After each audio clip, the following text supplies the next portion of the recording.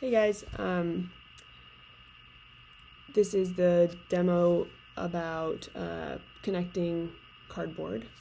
I hope this setup is alright. It's kind of wonky, but I wanted to show you guys first a wide array of measuring and marking tools. First off, I'm sure you've heard the adage before, but if you haven't, the adage goes, measure twice, cut once. And obviously the meaning is self-evident, but also cannot be emphasized enough, especially when your material is more precious than cardboard.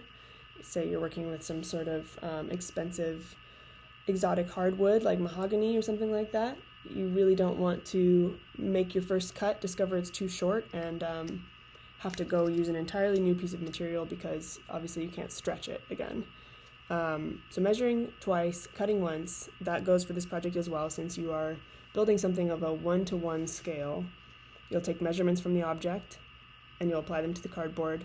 This requires some planning, very little spontaneity in some of this work. But I wanted to show you just the wide range of measuring and marking tools available. I don't even think this is exhaustive. I can't even fit them all on the screen. Okay. So I don't expect you to have all of these or even to get all of these. I just want you to know what's out there. This is what's called a square. Quite literally marks a 90-degree angle, whether that be on the outside or the inside of the object that you're measuring. It also has a ruler. Protractor, you might remember this friend from middle school. You actually do use it quite often in woodworking, unfortunately. This is a bevel gauge, which is an object that marks an angle without having to know its numerical value. So I can actually just put this, say, on the arm of my chair, which you can't really see, and measure the slope of that, the relationship between the armrest and the support. And then I could go and I could reproduce that on my material. All that it would require is copying. I don't have to actually know the number. Of course, if I do know the number, I can use my protractor to set my bevel gauge at that angle. Since you are working from an object, you could just trace the object, but if you are interested in measuring more exactly, bevel gauge, this is Empire brand, you find this at the hardware store, just like a big box hardware store. This is a dear friend. This is a analog caliper, so you see that dial moving around as I move the jaws. This measures in 5 different positions, between here, and here. So say I want to measure the height of this protractor box, or compass box rather. It also measures with this plumb down on the bottom. There we go, sorry.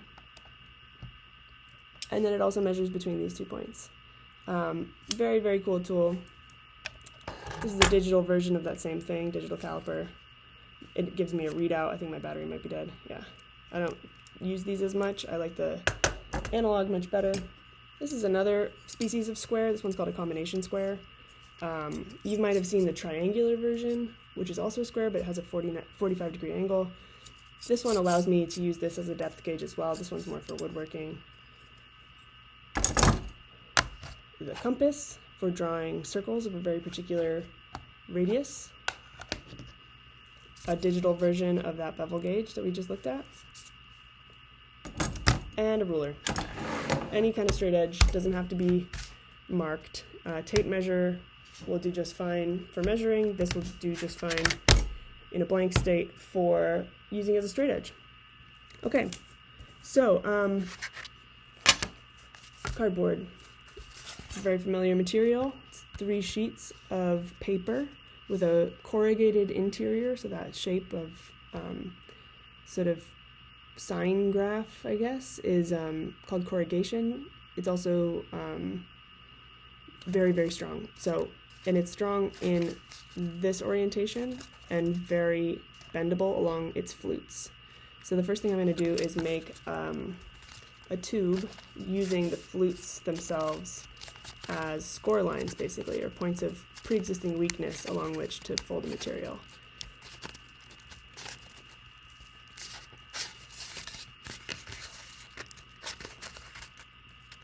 So this demo is mostly about connecting one piece to another, building out in 3D. So once I make this tube, I need to figure out a way to connect it to another material. So this is not a great glue surface. If I just hot glued this down onto another piece of material, that's not a lot of surface area connection. So what I'm going to do is create more surface area for that connection. I'm going to pick a length for I'm making what's called a flange, so the little tabs that stick out ultimately. I'm going to call it 1 inch on my mat. Each of these squares represents an inch. And I'm going to do what's called scoring. Scoring is cutting just the surface of the material so that it more easily folds away from that weak place. Now that's a great way to get sharp angles in your work, but it's also a great way to mark a measurement. I could have used a pencil, but since I'm going to fold these in that direction anyway, I used a score line. So now I'm going to cut tabs that will fold away from that line.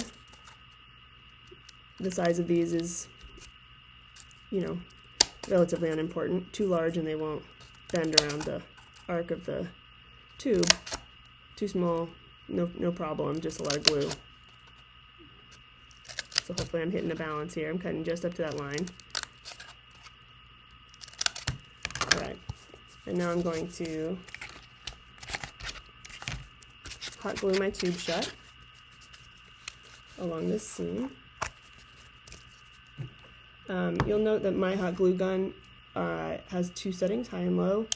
That is a feature of an industrial hot glue gun. You can find these at the hardware store. It is